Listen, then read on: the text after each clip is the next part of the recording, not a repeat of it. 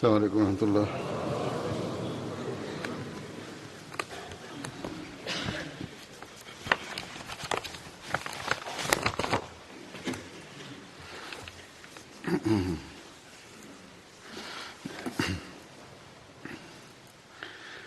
أشهد أن لا إله إلا الله وحده لا شريك له وأشهد أن محمدا عبده ورسوله أما بعد فأعوذ بالله من الشيطان الرجيم بسم الله الرحمن الرحيم الحمد لله رب العالمين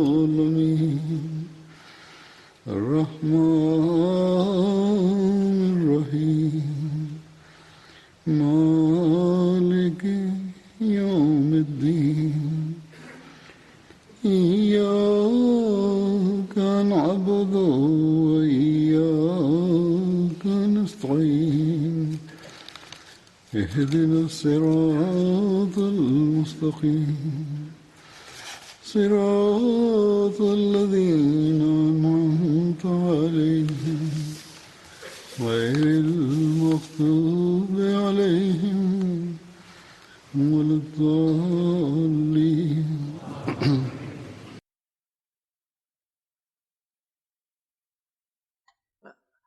20 Şubat Ahmediye Müslüman Cemaati'nde Müslih Maud'la ilgili olarak önceden verilen haber özellikle kutlanmaktadır. Yevmi Müslih Maud'la ilgili olarak değişik kutlamalar vardır Ahmediye Cemaati'nde. Ben bunları birçok kere anlattım fakat özellikle yeni gelenler için veya çocuklar için bunu bir kere daha açıklamak istiyorum. Yevm-i Misli Maud, söz verilen ıslahçının doğum günü kutlanmamaktadır. Yoksa İslam dininin üstünlüğünü Allah-u Teala adına bu söz vaat edilen Mesih Aleyhisselatü Vesselam'a Allah-u Teala tarafından verilmiştir. Ve bu söz ikinci Halife Hazretlerinin doğumuyla ilgili de bu söz verilmiştir. Bu haber söz verilen oğulla ilgili haber muhaliflere gösterilmiştir. Muhaliflere ileri sürülmüştür.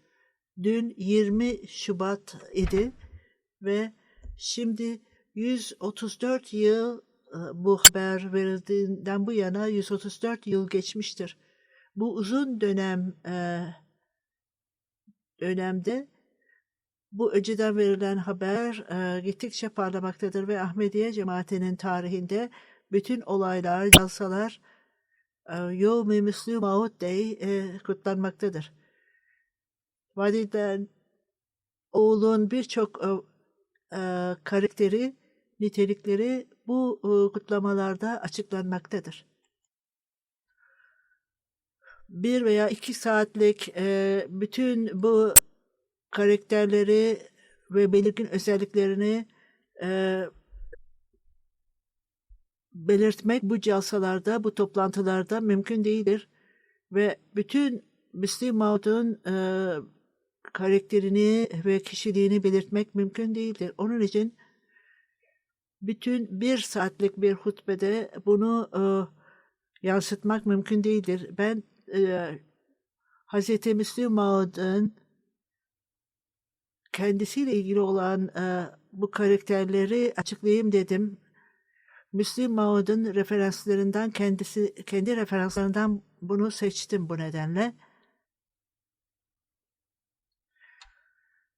Siz bu kelimeleri ve onun ifadelerini kendi sözlerinden dinlediğinizde büyük bir zevk getirir. Her nedenle Hz. Müslim Maud'un sözleri bu önceden verilen haberlerde parlamakta ve onun karakteri ve leği 2. Halife Hazretleri'nin gerçekten önceden verilen haberi gerçekleşmiştir. Vaad edilen Mesih Aleyhisselatü Vesselam'ın sözlerinden bu önceden verilen haberleri açıklayayım. Vaad edilen Mesih Aleyhisselatü Vesselam bu önceden verilen haberi bildirerek ve bunları açıklayarak muhaliflere bunu açıklar. Bu önceden verilen haberler nedir? Müslim Maud'la ilgili olan ilişkilerde ilk önce verilen haber Allah Teala'nın yüce ve yüceliğiyle ve rahmet sahibi olan Allah Teala'dan gelmiştir. O güçlü ve bütün her şeyin üzerinde güçlü olan onun vahiyiyle bana, ben sana benim rahmetimi indireceğim ve benden ne istemişsen onu yerine getireceğim. Senin yalvarmanı duydum. Sizin duanız neticesinde bu kabul edilmiştir. Sizin bu yolculuğunuz nimetli olacaktır. Bu Allah Teala'dan vaad edilen Mesih Aleyhisselatü Vesselam'a olan vahiy, bu mükafat olarak sana indirildi. Başarı ve zafer size verilecektir. Ey zafere ulaşan kişi, sana nimetler olsun. Hayatta olmak isteyenler ölüm pençesinden kurtulacaktır. Mezarlardaki orada kalkacak ve böylece İslamiyet'in üstünlüğü insanlara gerçek açıklanacak ve bütün gerçek bütün nimetiyle gelecek ve yanlışlık hastalıklarla gidecektir. İnsanlar böylece ben gücü olan Rab olduğumu anlayacaklar ve ben istediğimi yaparım. Böylece ben sizinle beraber olduğuma inanacaklardır bu yolla. Allah Teala vaad edilen Mesih Aleyhisselatü Vesselam'a böylece Allah Teala'ya inanmayan ve dini reddeden ve onun kitabına inanmayanlar ve Resul-i Ekrem sallallahu aleyhi ve sellem'e inanmayanlar ve seçkin olanlara açıkça bu açık ispatla ortaya onlara karşı gelirsin.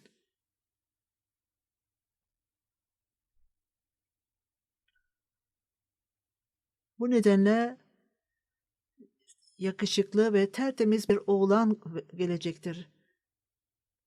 O sizin tohumunuzdan ve sizin neslinizden olacaktır. Yakışıklı, temiz bir oğlan gelecek, misafir olarak gelecektir. Onun ismi Manuel olacaktır ve Beşir de olacaktır.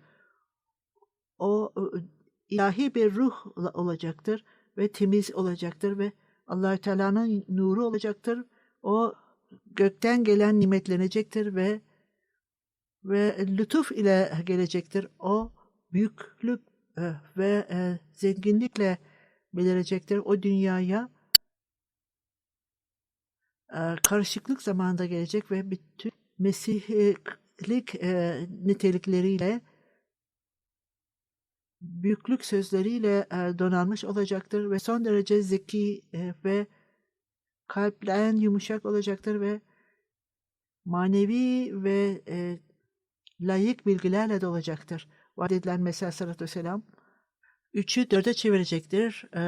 Bu anlaşılmamaktadır. Düşenbe ve Düşenbe bu kutlu bir pazartesidir. Hakkı ennallâhu nezele semâye, İlk ve sonun tecellisi, gerçeğin ve yüceliğin sanki Allah-u Teala gökten iniyormuşçasına olacaktır. Onun gelişi ilahi büyüklüğün tecellisi olacaktır. Allah-u Teala'nın nurudur o. Ona ruh üstlenmiş ve Allah-u Teala'nın gölgesi olacaktır. O devamlı o büyüyecek ve Bu sarılı olanlar bundan kurtulacaklar ve onun şanı her tarafa yayılacaktır. Makanan amen mekfiyye. Bu vaat edilen Mesih Aleyhisselatü Vesselam'a gelen bir Allah Teala tarafından söz verilen oğulla ilgili vahiydir. Vaat edilen Mesih Aleyhisselatü Vesselam 40 gün Çilla'da kalmış. Bu Çilla'da özel olarak dua etmiştir, inzivaya çekilmiştir ve bu duaların cevabı gelmiştir. Bu Çilla'yla ilgili olarak bu geçirdiği zaman esnasında buna vahiy indirilmiş ve olağanüstü bir dua neticesinde gelmiştir Allah-u Teala tarafından. Ondan sonra Müslihi Maud'la ilgili olan haber ile ilgili şöyledir. Bunu Müslihi Maud kendisi bildirmektedir.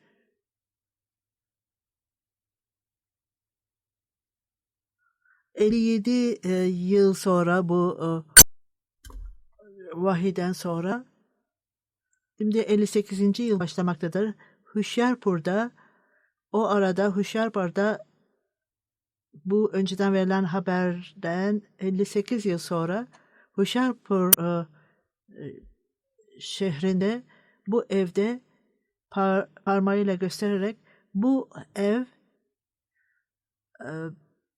Tabila denilen zamanda o birisinin devamlı kaldığı bir yer değildi.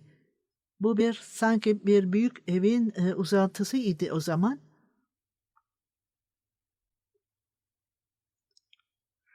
Tesadüfi olarak orada misafirler kalırdı veya belki de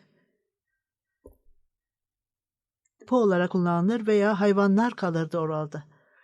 Her neyse bu bir uzatılmış bir yerdi. Kadiyan'da bilinmeyen bir kişi, Kadiyan'daki insanlar bile bunu bilmiyordu. Bu bireysel bendeniz düşmanların İslamiyet'e saldırdıklarını, korkunç saldırılarını görerek Allah-u Teala'dan alametleri almak için 40 gün bu uzatılmış yerde Allah-u Teala'ya dua ettim. 40 gün dua ettikten sonra Allah-u Teala bu kişiye alametleri bildirdi ve bu işaretler, bu sözleri sadece yerine getirmekle kalmayacağım. Bütün dünyanın her köşesindeki muhalifler özellikle bu önceden verilen haberi belli karakteristik özelliklerini belirtmekteyim ki bu oğul İslamiyet'i bütün her tarafa yayacaktır ve gerçek eğitimle manevi ve layık bilgiler, İslamiyet'in tebliği için gerekli olan bilgiler ona verecektir. Allah-u Teala ona sağlık verecektir. Ta dünyanın sonuna kadar bu bilgiler ulaşacaktır. Bugün Ahmediyet'te hangi ülkede kurulmuşsa bu önceden verilen haber bilinmekte ve bu oğulda bilinmektedir. Bunlar basıldığında muhalifler kritik etmeye başladılar. Bu önceden verilen biçim haberdir dediler. Herhangi bir kişi bunu ilan edebilir. Benim oğlum olacaktır diye. Vaat edilen Mesih Aleyhisselatü Vesselam bu itiraza cevap verdi. Referans göstererek vaat edilen Mesih Aleyhisselatü Vesselam Hazreti Müslim Maud önceden verilen islahçı, haber verilen islahçı, bu duyuru yapıldığında muhalifler itiraz etmeye başladı dedi. Ve ondan sonra 22 Mart 1886'da vaat edilen Mesih Aleyhisselatü Vesselam başka bir duyuru yaptı ve muhaliflerin yaptığı itirazlarda nasıl böyle önceden verilen haberi güvenebilirsiniz, benim oğlum olacaktır diye. Bütün dünyada herkesin oğlu olabilir. Belki de orada bir kişi vardır. Belki de hiç oğlu olmayan kişi de olabilir veya sadece kızları olabilir. Genel olarak konuşunca insanların oğulları vardır ve hiç kimse bu oğul özel bir oğuldur diyemez. Eğer oğlunuz varsa gerçek olarak nasıl ispat edebilirsin ki bu özel bir Allah-u Teala'dan bir özel işarettir diye diyebilir misiniz? Muhaliflerin bu itirazına 22 Mart 1886'da cevap verdi. Bu olağanüstü bir Allah-u Teala'dan gelen bir alamettir. Bu Allah-u Teala'nın bizim en asil ve Resul-i Ekrem sallallahu aleyhi ve sellem'in gerçekliğini destekleyen ve bu duyuruda da vaat edilen Mesih aleyhissalatü vesselam şöyle der: Allah Teala'nın lütfuyla, onun rahmeti ve yüceliğiyle bütün peygamberlerin mühürü olan Resul-i Ekrem sallallahu aleyhi ve sellem benim duamı kabul ederek öyle bir kişi gönderecektir ki bu Resul-i Ekrem sallallahu aleyhi ve sellem'in yansıması olacak ve onun niteliği dünyanın sonuna kadar gelecektir. Hz. Müslim Maud eğer bu önceden verilen haberde sadece oğul doğacaktır demiş olsaydı, o zaman büyük bir önceden verilen haberdir ve dünyanın bütün büyük bir bölümünün çocukları yoktur. İkinci defa vaat edilen Mesih aleyhissalatü vesselam bunu duyurduğunda 50'nin üzerindeydi. Ve binlerce kişi 50 yaşından sonra bir nesil yaratamaz veya bazı insanlar vardır ki sadece insanlarda bazı oğulları da vardır ama kısa bir dönem sonra çocukların doğumundan sonra bu çocuk ölebilir. Bütün bu şüpheler mümkündür. Bu önceden verilen haberle ilgili olarak, oğulla ilgili. İlk önce kesin olarak önceden verilen bir oğulun haberi insanın kapasitesinde değildir. Hz. Müslim Maud bunu kabul etsek bile özellikle bir oğulun doğumu kendi kendine bir haber değildir. Bu haberi verdiğimde vaat edilen Mesih aleyhisselam der, hiçbir zaman bir oğul doğacaktır demedim. Bilakis Allah-u Teala benim dualarımı kabul etti ve öyle bir nimetli kişi gönderecektir ki iç ve dış bakımından nimetler bütün dünyaya yayılacaktır. Huzur söylediğim gibi bugün bile dünya bu vaat edilen oğlunun şanı bütün dünyada bilinmektedir. Pakistan'ın dışında, Kadiyan'ın dışında her Ahmediye Müslüman cemaatinde dünyanın neresinde olursa olsun bunun gerçekliğini gösterir ve birçok misyon da Müslüm Maud'un kendi tarafından kurulmuştur. Hala bugün bile bu sistem gitmektedir. İnsanların itirazları vardır. Hz. Müslüm Maud vaat edilen ıslahatçı 200-300 yıl sonra doğmalıydı. Buna cevap olarak vaat edilen Mesih sallallahu aleyhi ve sellem Allah-u Teala'dan niçin alamet istemişti ve niçin bu vaat edilen Mesih sallallahu aleyhi ve sellem'in hayatında ortaya çıkmış olsun. Vaat edilen Mesih sallallahu aleyhi ve sellem bazı insanlar bazen birkaç yıl asır sonra doğmalıdır. Vaat edilen Mesih sallallahu aleyhi ve sellem'in neslinden olmalıdır ve bu dönemlerde değil. Hiç kimse Allah-u Teala'dan korkmamaktadır. Onlar önceden verilen haberin kelimeleri üzerinde düşünmelidirler. Vaat edilen Mesih sallallahu aleyhi ve sellem şöyle yer: bu zamanda bu itirazlar İslamiyet'e karşı verilmektedir ve İslam herhangi bir vahiy gelmez. Pandit reklam eğer gerçek ise bunda bir alamet olmalıdır der. Eğer İslam gerçek ise bir alameti indirmelidir der. Hz. Müslim Maud vaat edilen Mesih aleyhisselatü vesselam Allah-u Teala'ya dua ederek, ey Allah, öyle olağanüstü bir alamet indir ki İslamiyet'e arayanlara bunları göster. Öyle bir alamet indir ki ya Rabbi, itiraz edenleri, İslamiyet'e karşı itiraz edenlere onları göster. Hz. Müslim Maud vaat edilen Mesih aleyhisselatü vesselam Allah Teala'ya dua edip yalvardığında bu duayla Allah Teala ona vaat edilen Mesih Aleyhisselam'a 300 yıl sonra senin alametin ortaya çıkacaktır diyebilirdi ve bu İslamiyet'in gerçekliğidir diyebilirdi. Bunda bir mantık var mıdır? Kesinlikle kabul edilen bir şey değildir.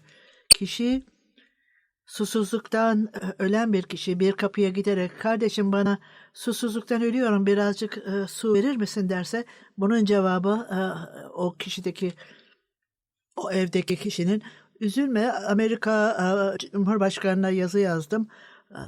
Yılın sonunda öyle güzel bir alacaksın ki içecek gelecek yıl bunu sana vereceğim susuzluğunu gidermek için. Bu en aptal bir kişi bile bunu kabul edemez bu mantığı.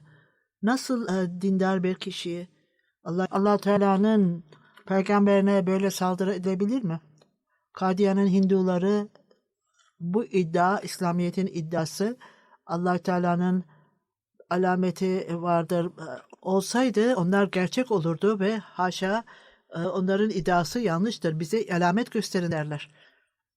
Vaat edilen Mesih sallallahu aleyhi ve sellem Allah Teala'ya secde etmiş. Ey Allah ben sana yalvarıyorum.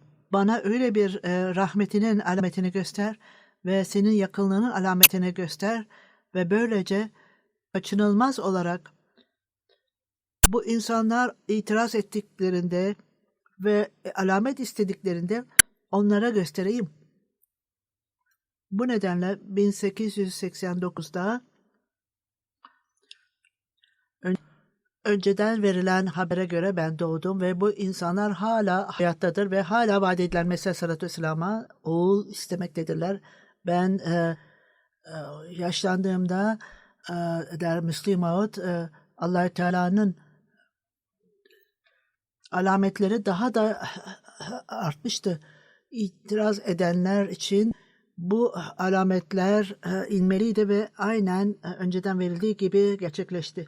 Başka bir mesele de bakmak lazım. Biz niçin bu önceden verilen haberin amacı neydi? Neden de bu amaçları başarmak, vaat edilen Mesih Aleyhisselam'ın ve Müslim Maud'un zamanında başarmak niçindi? Ben bunlardan bahsettim. İkincisi bu oğul gerçek kan ve gerçek etitten olan, gerçek babası olan gerekli. Niçin bu kişinin oğlu zamanında bu önceden verilen haber gerçekleşmesi gerekiyordu? Bütün bu itirazlara cevap vererek onların yerine gelmesiyle şöyle der. Hazreti Müslim Maud şöyle der. Vaat edilen Mesih Aleyhisselam kendi 20 Şubat 1886'da Allah-u Teala bana vahiy etti ve birçok itirazlara karşı gelecek alametler indirdi.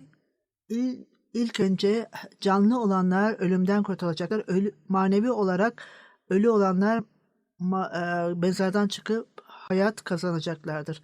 Eğer bu önceden gelen haber 400 yıl sonra yerine gelmiş olsaydı Hazreti Müslim Maud diyor, ben bu önceden verilen haberi bunun anlamı hayatta bugün olanlar veya manevi olarak ölü olanlar onlara kim dikkat eder? Ancak gelecek asırda ne olursa onlara dikkat eder. Hazreti Müslim Maud vaat edilen Mesih Aleyhisselam çila yaptı ve dua etti orada. Orada yaşayanlar Allah-u Teala'nın yaşayan alametlerini gördüler. Ve o büyük Resul-i Ekrem sallallahu aleyhi ve sellem'in yüceliğini reddedenler daha taze bir ispatları gördü ve Resul-i Ekrem sallallahu aleyhi ve sellem'i tasdik eden yüce alametler geldi. Allah-u Teala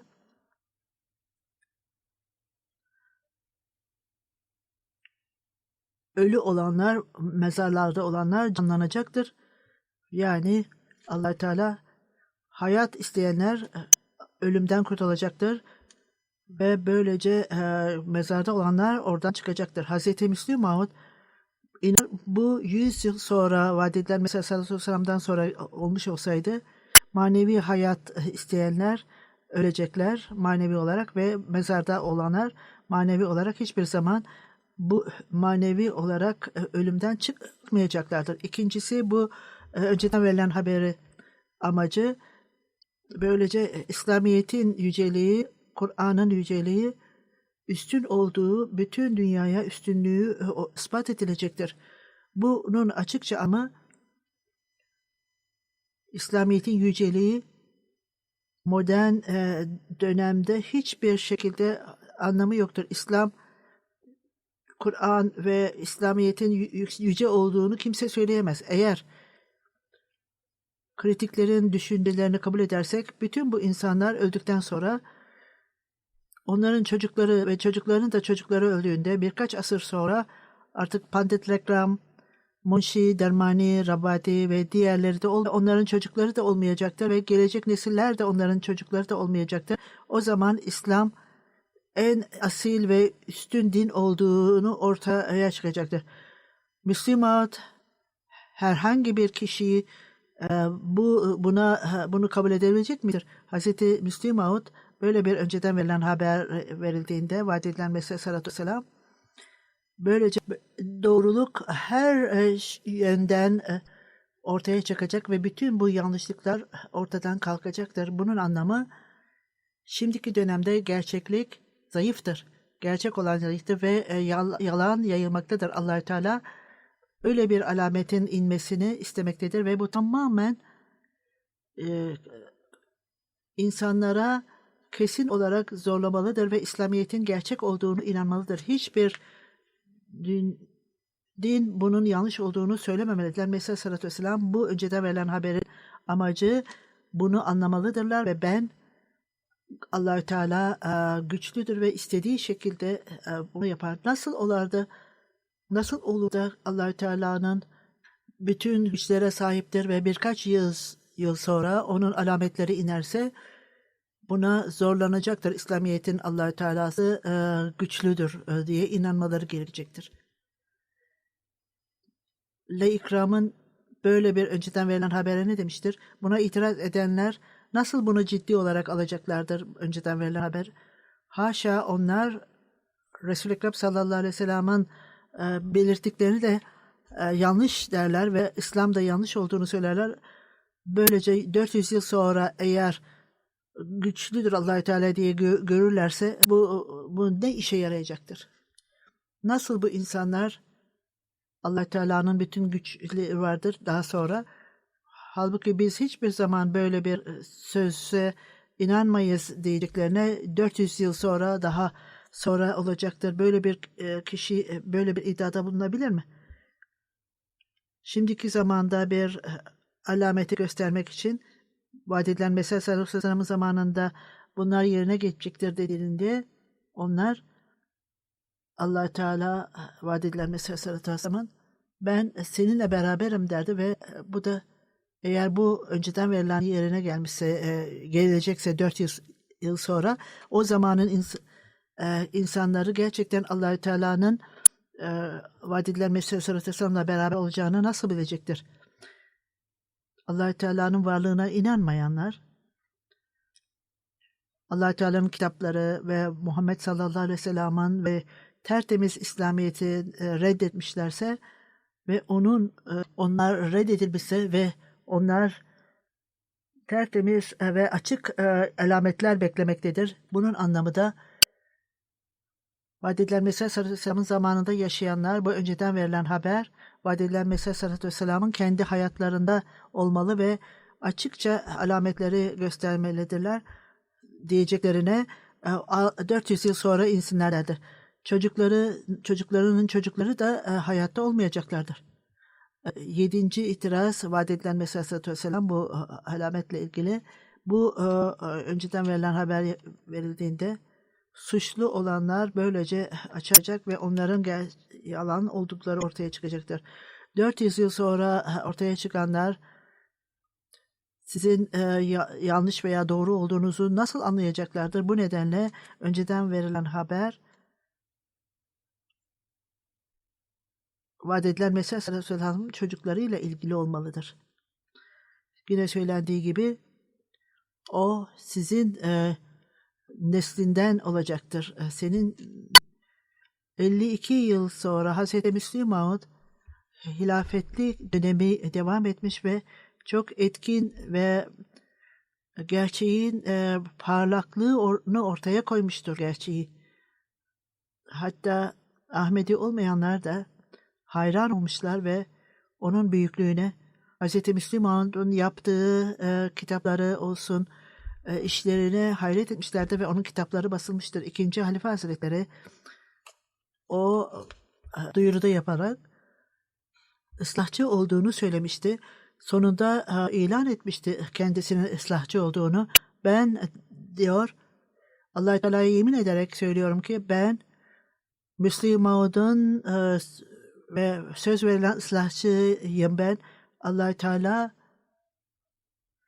onun gelen Maud yani ıslahçı olduğuyla ilgili olarak ben yanlış olduğuma inanan ve yalan söylüyorsam onlar gelsinler ve bunu direkt olarak benimle tartışsınlar. Veya Allah-u Teala'ya yemin ederek Allah-u Teala onlara ben yalancı olduğumu söylesinler. Allah-u Teala'nın kendisi kendi sözlerini, kendi kararını vermiştir ve kimin versin, kimin doğru, kimin yanlış olduğunu bilsin. Ahmediye cemaatinde bile ayrılıklar olmuştur ve hiç kimse gelip de meydan okumamıştır. Hazreti Müslim Maud mübahala ile ilgili şöyle demişti. Bazıları dinden dönmüşlerdir. İnananlar başka şekilde inananlar yazı yazmışlardır ve ben onlara cevap veririm. Onlara öyle meydan okumuştur ki onlar pişmanlıkla bunu hatırlayacaktır. Allah-u Teala'nın lütfuyla insanlar uzun zamandan beri bunun yerine gelmesini bekleyenler gerçekleşmiştir. Vahiy ve haberleşme vasıtasıyla bu benim kişiliğimde gerçekleşmiştir. İslamiyet'in muhaliflerin Allah-u Teala öyle onlara karar vermiş ve onlara bildirmiştir ki İslam gerçek dindir Allah-u Teala'nın ve Muhammed sallallahu aleyhi ve sellem onun gerçek peygamberi olduğunu bildirmiştir. Ve vaat edilen Mesih sallallahu aleyhi ve sellem gerçek Allah-u Teala tarafından tayin edilmiştir. Yalancı olanlar Allah-u Teala'nın dinine yalancı diyenler ve Resul-i Ekrem sallallahu aleyhi ve sellem'e yalancı diyenlerdir. Allah-u Teala yüce önceden verdiği haberle yaşayan bir kararı Resul-i Ekrem sallallahu aleyhi ve sellem gerçekliğini ortaya koymuştur. Onda güç başka kimde güç olabilir? 1886'da 9 yıl içerisinde oğul olacak ve büyüyecek ve onun şanı bütün dünyaya yayılacaktır diyebilir mi? İslamiyet'in ismini ve Resul-i Ekrem sallallahu aleyhi ve sellem'e bütün dünyaya yayılacak ve onun manevi ve layık bilgilerle dolu olacağı ve onun büyüklüğü, yüceliği olacak ve onun Allah-u Teala'ya yakınlığı ortaya çıkacaktır. Hiç kimse bunu önceden veremez. Hiç kimse Allah-u Teala bunları ancak bildirmiş ve onları yerine getirmiştir. Onu Müslim Maud'la ilgili olarak yerine getirmiştir. Müslim Maud Allah-u Teala bu kişi vasıtasıyla doktor hiçbir zaman hayatta kalacağını bile beklemiyordu. Ve ilk dönemlerde Hazreti Müslim Maud'un sıhhati öylesine zayıftı ki doktorlar bunun hayatta kalacağına bile inanmıyorlardı. Her neyse Hazreti Müslim Maud kendisiyle ilgili olarak çocukluğumda sağlığım öylesine zayıftı ki doktorlardan birisi bek sahip vaat edilen Mesih sallallahu aleyhi ve sellem'e benimle ilgili olarak o öylesine hasta ki dağlık bir yere gönderilmelidir diyordu. Bu nedenle vaat edilen Mesih sallallahu aleyhi ve sellem beni Şimla'ya gönderdi ve orada melankoli oldu ve orada hemen geri gördüm. Bunun için kişinin sağlığı bir gün bile iyi olmayan Allah-u Teala tarafından hayatta bırakıldı ki böylece onun önceden verdiği haber yerine gelsin ve İslamiyet'in gerçekliğini ve Ahmediyet'in gerçekliğini bütün dünyaya yaysın. Böyle bir kişi hiçbir şekilde bilgi ve layık manevi bilgileri yoktu. Allah-u Teala melekler gönderdi beni eğitmek için. Kur'an-ı Kerim'in öyle anlamlarını bana öğretti ki hiç kimse dünyadaki insanlar bu bilgiye sahip değildir. Allah Teala bana öyle manevi menbalar verdi ki bende menbalar yarattı ki bu öyle kesindir ki ben bütün dünyaya meydan okumaktayım. Eğer herhangi bir dünyada ki bir kişi iddia ederse Allah Teala ona Kur'an-ı Kerim'i öğretti diye derse işte ben onlara meydan okurum. Ben tamamen bunun farkındayım ve bütün dünyanın yeryüzünde hiç kimse böyle bilgi, Kur'an-ı Kerim'in bilgisini Allah Teala tarafından öğretilen birisi yoktur. Allah Teala bana Kur'an-ı Kerim'in bilgisini verdi ve beni dünyanın öğretmeni olarak, o dönemin öğretmeni olarak beni atadı ve Allah Teala böylece İslamiyet'in ismini ve Kur'an-ı Kerim'in ismini bütün dünyanın köşelerine yayayım. Ve bütün dinleri, dünyanın dinlerini yenilgiye uğratayım ve böylece İslamiyet'in en güzel şekilde bütün Hristiyan hükümetler beraber gelsinler. Avrupa, Amerika beraberce bir araya gelsinler. Dünyanın bütün güçlü misyonları bir araya gelsinler ve buna rağmen hiç kimse benim misyonumun başarısını etkileyemezler. Allah Teala'ya yemin ediyorum ki onlar daima başarısızlığa uğrayacaklardır. Allah Teala onlara başarısızlığa uğraşacaktır ve benim misyonumun karşısında başarısız olacaklardır. Allah Teala benim vasıtamla bütün takipçilerime bu önceden verilen haberin üstünlüğünü ortaya koyacaktır ve Resul-i Ekrem sallallahu aleyhi ve sellem'in değeri adına İslamiyet'in asaleti ortaya konulacaktır ve bütün dünyada İslamiyet tekrar bütün yüceliğiyle kuruluncaya kadar bunu bırakmayacaktır.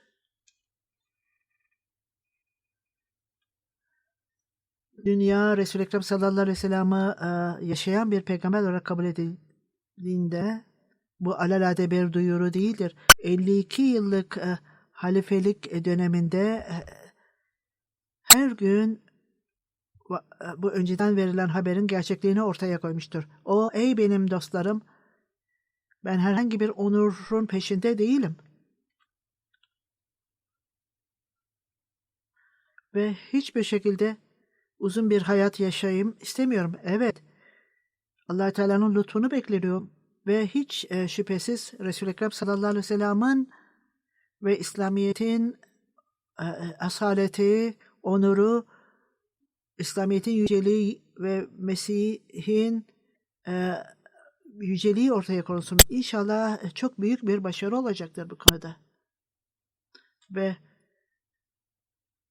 Mesih'in misyonunu gidermeye çalışanlar başarısızlığa uğrayacaklardır.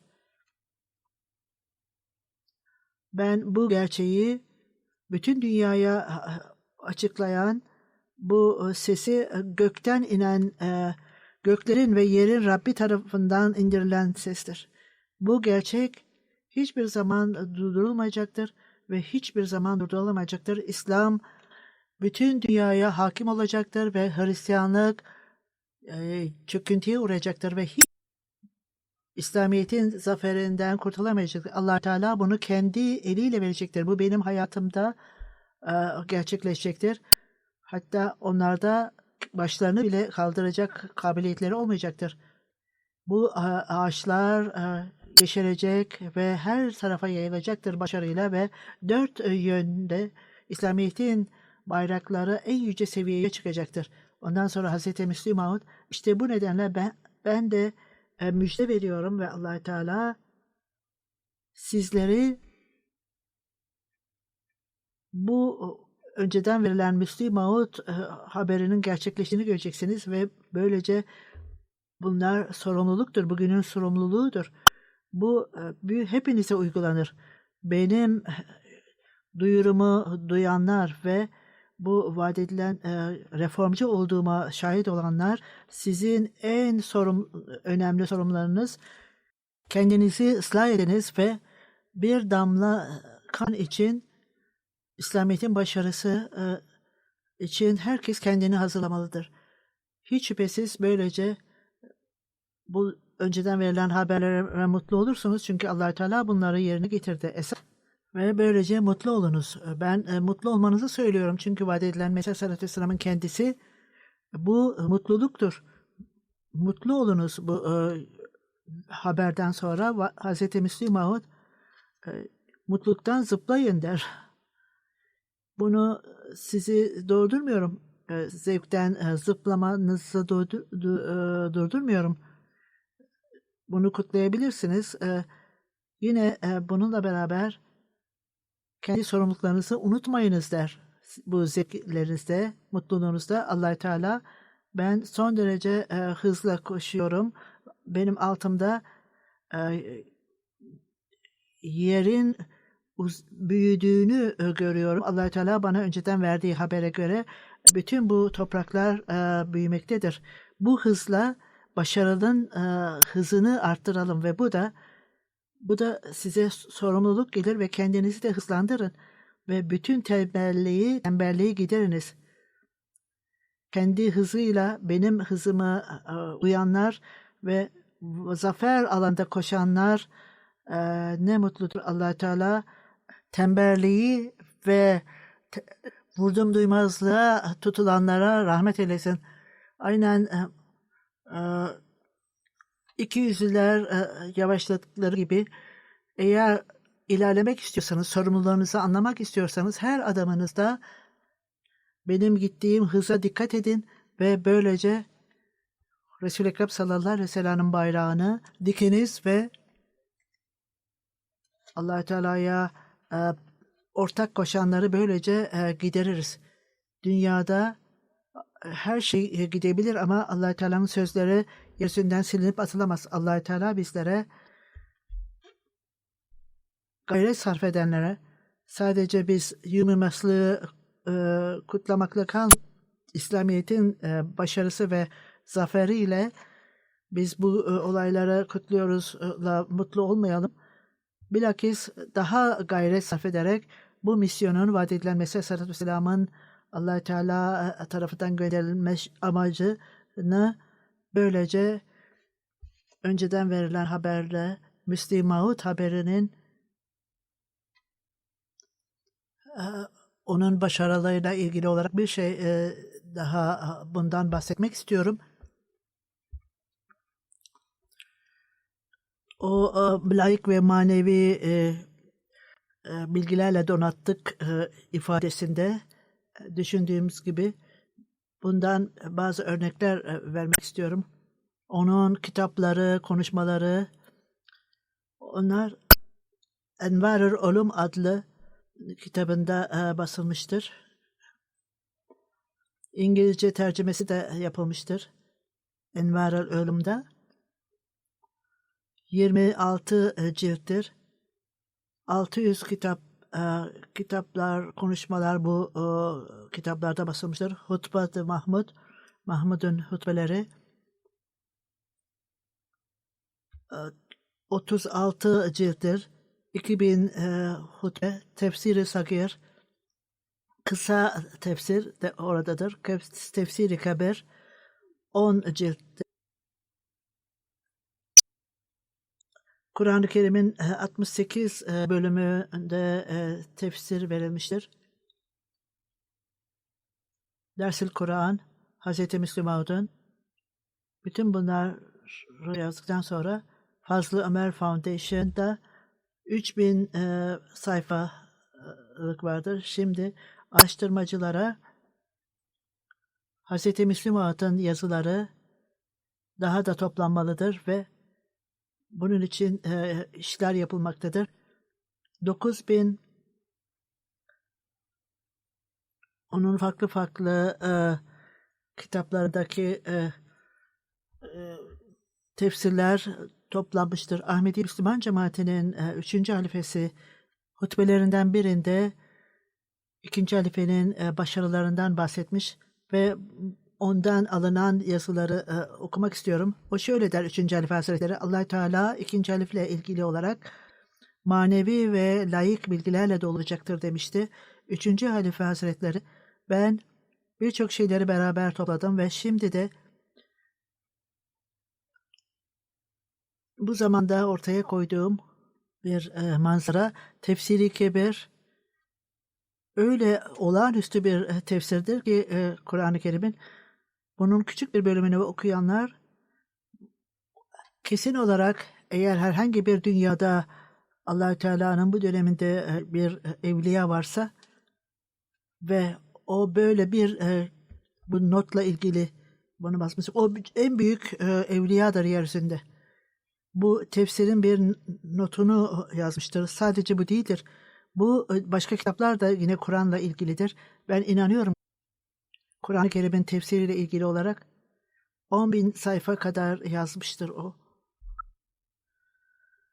Kelam ve Hz. Müslim Maud 10 kitap yazmıştır. İslam'ın doktor inançlarıyla ilgili olarak 31 kitap yazmıştır. Farklı farklı biyografiler, peygamberin hayatı ile ilgili olarak birçok kitaplar yazmıştır. Hukukla ilgili, politika ile ilgili olarak 25 kitap yazmıştır. Pakistan'la Hindistan'ın ayrılmasıyla ilgili olarak Pakistan'ın kurulmasından sonra 9 kitap, Keşmir siyasetiyle 25 kitap, farklı farklı yine 99 kitap Ahmediye cemaati ile ilgili olarak ve bunun değişik konularını yazmıştır.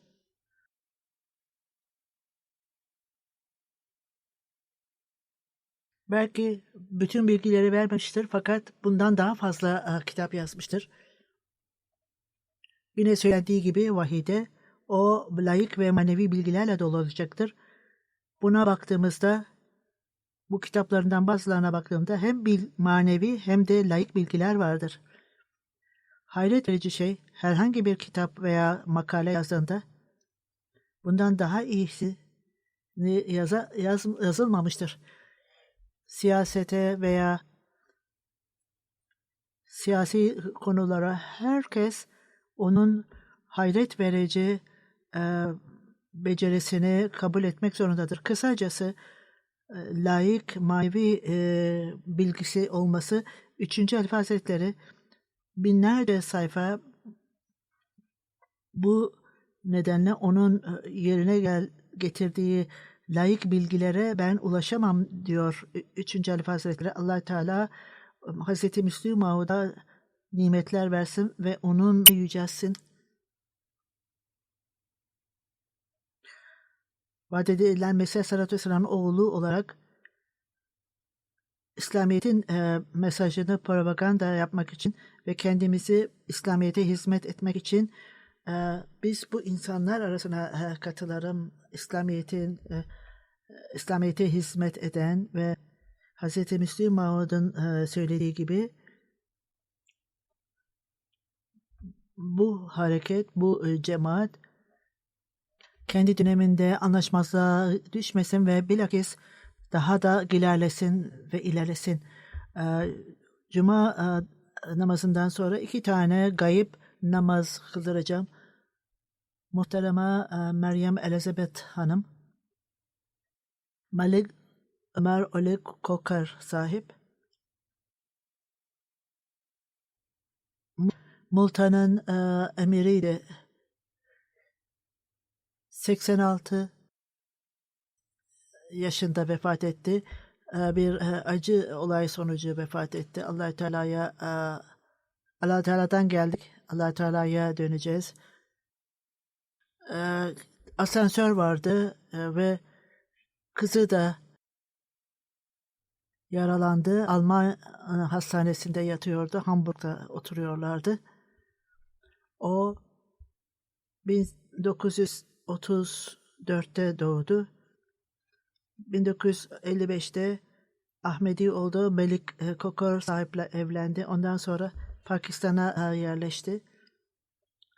Onun ölümünden sonra tekrar Pakistan'dan Almanya'ya gitti. Vasiyetin bölümüydü ve çok namazlara ve oruç tutmaya çok düşkündü. Çok namazlara, ibadetlere saygı gösterirdi ve daima güneşin doğuşu ve batışı ile ilgili namaz saatlerine dikkat ederdi. Kur'an-ı Kerim okur ve daima oruç tutmaya çalışırdı ve çocukları da bildirdiğine göre Bizim babamız, annemiz ve babamız 1950'de evlendiler. Abdüllatif Bey Almanya'da misyonerdi.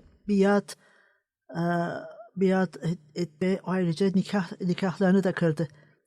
Kocasının ilk hanımı Mir Muhammed İsa sahibin kızıydı. Beraberce oturdular.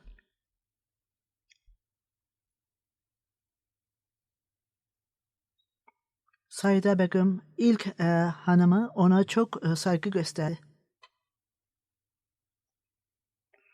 Ondan sonra Pakistan'a gittiler. Namaz kılmaya ve Kur'an-ı Kerim okumaya başladı. Onun için bir öğretmen atandı. Onu öğretmek için ilk okuduğu kitap vaat edilen Mesih Aleyhisselatü Vesselam'ın Pakistan'da oturması dolayısıyla Urduca konuşmaya ve Seraiki dili konuşmaya başladı. Evlendikleri zaman Melik Sahib'in ilk Saide Hanım ilk hanıma kararı verdi. Nerede evlenirse orada evlensinler. İki çocuğu var. Tarık Ali ve Tahira. Allah bu ölenlere rahmet eylesin. İkinci cenaze Azizim Cahit Faris Ahmet. 12 yaşında vefat etti. İnna lillahi ve inna ileyhi raciun.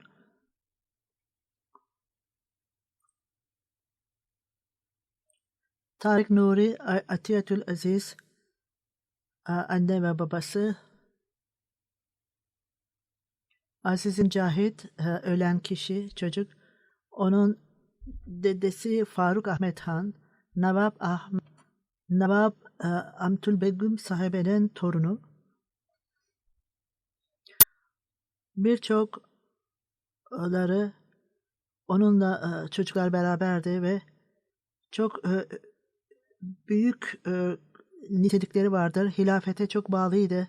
Çok dengeli bir çocuktu. 12 yaşındaki çocuk bana devamlı yazardı. O daima sınavlarıyla ilgili olarak yazardı ve Ahmedi olmaktan çok gurur duyuyordu. Ahmedi olması okullarda Ahmedi olduğunu belirlemek çok büyük bir iştir. Vakfinu idi ve sınıflara katılırdı ve benim hutbelerimi dinlerdi. Yaşına göre bütün Vakfinu kitaplarını bilirdi ve ayrıca vaat eden Mesih Aleyhisselatü Vesselam'ın yazılarını bilirdi. Tahrik-i Cedid, Vakf-i Cedid ne zaman bir duyuru varsa arzu ile oraya katılırdı ve devamlı namaz kılardı ve devamlı olarak cemaatle kılardı. Sabah namazından sonra Kur'an okurdu ve çok güzel sesi vardı der. 7. sınıftaydı. Bunun jeneratör patladı evinde ve o da yandı. İyi hissediyordu. Doktorlar bana iyi fakat enfeksiyon yayıldı. Hastanede bakalım nasıl olmuş diye. Farklı organlara enfeksiyon yayıldı ve hastanede vefat etti. Allah-u Teala ona mağfiret eylesin. Tek bir çocuktu. Hiç şüphesiz çocuklar masumdur ve daima onlar cennete gideceklerdir. Allah-u Teala ona yakınlığını versin. Allah-u Teala annesi onu yetiştirdi. Babası kendi hayatında ayrıldılar. Annesi ve anneannesi ona dikkat etti ve Allah Teala onlara sabır versin. Ve büyük bir acıdır bu. Bu acıya tahammül edersin. Tahire Begüm anneannesi ve annesi de yaralandı. Allah Teala ona sıhhat versin ve onlar daima gelecekte çocuklarıyla ilgili olarak mutluluk versin Allah Teala onlara. Bir çocuk, bir oğlan yazıyor. Onun Cahit'in iyi bir davranışı hastanede hastayken Cahit'in annesinin kuzeni Tarık Ali'nin oğlu. Daima bana iyi olmazsam bile yarı şuursuz iken ben namazımı kıldın mı diye sorardı bana. Hayır kılmadın dediğimde hemen yatarken namazını kılardı. Söylediğim gibi Allah Teala onun makamını yücelsin ve annesine ve anne babasına, dedesine sabır versin. Amin.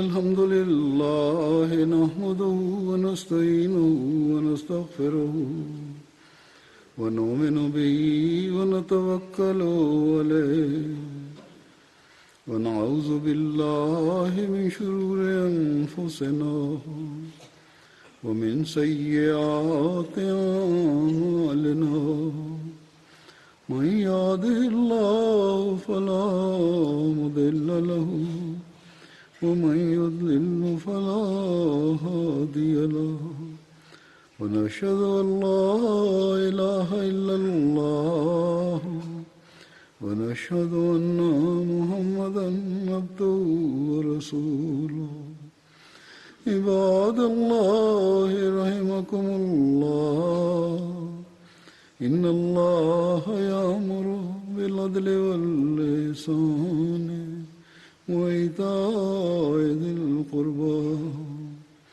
وينهى عن الفحشاء والمنكر والبغي يعظكم لعلكم تذكرون اذكروا الله يذكركم وادعوه يستجب لكم ولذكر الله أكبر